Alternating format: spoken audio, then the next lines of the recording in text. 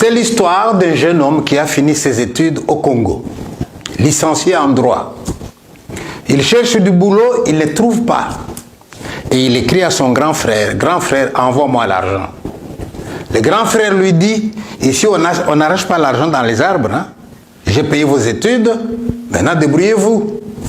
Et il dit, mais je cherche, je ne trouve pas. Le grand frère dit, je viens moi-même au Congo vous aider. Il lui dit, est-ce que vous avez écrit des lettres de demande d'emploi avec votre CV bien écrit? Oui. Allez, on va essayer. Écris un peu 40 lettres. Et il envoie les 40 lettres. Il n'y a personne qui lui répond. Il dit à son frère, tu vois, je te l'avais dit. Mais pendant qu'il allait se décourager, voilà un ami qui vient. Hé, j'ai entendu qu'on engage quand même quelque part. Il dit, où c'est? Au jardin zoologique. Il dit, attends, licencié en droit, qu'est-ce que tu veux que j'aille faire au jardin zoologique? Et l'autre lui dit, on ne sait jamais écrit. Qui sait si ce n'est pas quelqu'un de l'administration qu'on veut? Et le type, il écrit quand même la lettre, il l'envoie.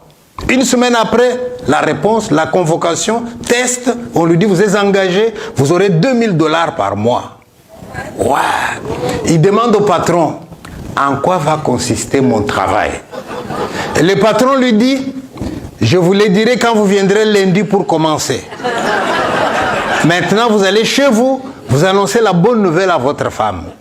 Et il arrive chez lui, chérie, c'est fini la disette. Maintenant, nous allons manger $2000 par mois. Et la femme, elle est contente, elle saute de joie. Tu as signé le contrat? Oui, montre-moi. Et il lui montre le contrat. Mais en quoi va consister ton travail? Il dit, on ne me l'a pas dit, on me le dira le lundi. Le lundi, notre ami, il met son costume. Et il est content d'aller travailler. Et il arrive là-bas, le patron le voit et lui dit, vous voyez l'autre bureau par là? Allez-y, on va vous donner votre tenue de travail. C'est pas avec ce costume-là que tu vas travailler. Le type, il se présente à l'autre bureau, on lui donne un costume taillé dans une peau d'antilope. Et les cornes de l'antilope sont encore sur le costume. Et il demande, c'est pour le carnaval? Non, non, non, c'est pas pour le carnaval. Portez ça, on va vous dire en quoi va consister votre travail. Et le type, il met le costume et il devient comme une antilope. Alors on lui dit, votre travail va consister seulement à sauter, gambader dans votre cage. C'est tout ce qu'on vous demande. Mais pendant que vous sautez, vous faites un peu attention à ce que les gens font comme commentaire. Petit à petit, les gens vont se rendre compte que vous réagissez à ce qu'ils disent. Ils iront raconter partout qu'il y a aux zoo une antilope intelligente. Et les gens viendront nombreux pour voir cette antilope intelligente. Et plus nombreux ils seront, plus il y aura de l'argent à la caisse. Et nous, on aura de quoi te payer. Le type dit, une licence en droit. Et je vais sauter au zoo comme une antilope. Il dit, non, s'il vous plaît, monsieur. Au lieu de commencer aujourd'hui lundi, donnez-moi une chance, peut-être mardi. Je rentre d'abord chez moi et expliquer la situation à ma femme. Il va à la maison et il explique la situation à sa femme. Et madame lui dit, écoute-moi bien chérie, j'ai le choix entre un mari licencié en droit au chômage et nous crevons de faim, et un mari licencié en droit qui saute aux hommes et qui nous rapporte $2000. Chérie, va sauter.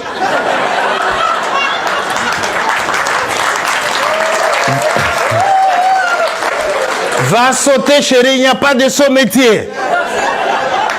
Et le type, il va au zoo. Et il met le costume. Et le voilà qui saute, le voilà qui gambade, le voilà qui saute. Et les gens, tiens, regarde cette antilope. Et tout le monde commence à parler de l'antilope. Et la réputation est allée partout. Et les gens venaient nombreux. Il y avait des cars entiers des élèves qui venaient voir l'antilope intelligente. À la fin du mois, $2000. Il dit, ok, il n'y a pas de sommité. Finalement, il s'habitue à son travail. Mais voilà, un jour, il y avait tellement de bus qui étaient venus avec des gens curieux. Notre ami avait tellement sauté qu'il s'est fatigué. Et au lieu de continuer de sauter, il s'est mis dans un coin, il s'est assoupi, il s'est endormi. Et pendant qu'il dort, le soigneur vient pour nettoyer la cage. Il le trouve endormi. Et comme il avait un grand respect pour les animaux, il s'est dit, je ne vais pas les déranger. Alors il les prend avec précaution. Il les dépose dans la cage d'à côté. Je n'ai encore rien dit. Hein. Il les pose dans la cage d'à côté. Et il se met à nettoyer, il se met à nettoyer. Et quand il a fini, il oublie de remettre notre ami dans sa cage. Il prend le balai, le seau, le voilà qui s'en va en sifflotant. Et pendant qu'il marche pour partir, notre ami se réveille. Il regarde à côté de lui un lion qui dormait. Il dit, mon Dieu, je comprends pourquoi on m'a engagé. C'est pour me donner à manger au lion. Mon Dieu, qu'est-ce que tu m'as fait? Toutes ces études que j'ai faites, je vais terminer dans le ventre d'un lion. Et là, il regarde le type, il lui fait signe. Et le type ne se retourne pas. Il a bien envie de l'appeler. Mais s'il l'appelle, le lion va se réveiller. Vous voyez le dilemme, hein? Alors il fait les gestes. Et il regarde et le lion bouge. Et un moment, le pauvre, il avait tellement tremblé. Il s'est mis à transpirer. Il pensait que c'était la fin. Il allait s'évanouir. Voilà le lion qui se réveille. Et qui le regarde et qui lui dit, ne t'en fais pas mon frère, je fais le même travail que toi.